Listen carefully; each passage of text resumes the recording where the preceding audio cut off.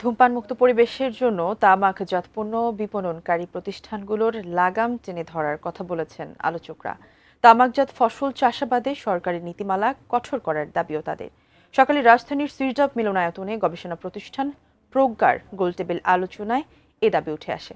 বক্তারা অভিযোগ করেন, তামাকজাত পণ্য বিপণনকারী প্রতিষ্ঠানগুলো তামাক চাষের জন্য কৃষকদের আগাম অর্থ দিচ্ছে। এর ফলে তামাক চাষ বাড়ছে বলে মনে করেন তারা। চলচ্চিত্রে ধূমপানকে নেতিবাচকভাবে উপস্থাপনে ঘাটতি আছে দাবি করে বক্তারা বলেন, দর্শকদের ধূমপানে আকৃষ্ট করতে সহায়ক ভূমিকা পালন করছেন শিল্পীরা। সেলিব্রিটিরা কেন প্রমোট করবেন? এই যে কিশোর কিশোরীরা কিন্তু তাদেরকেই ফলো করে।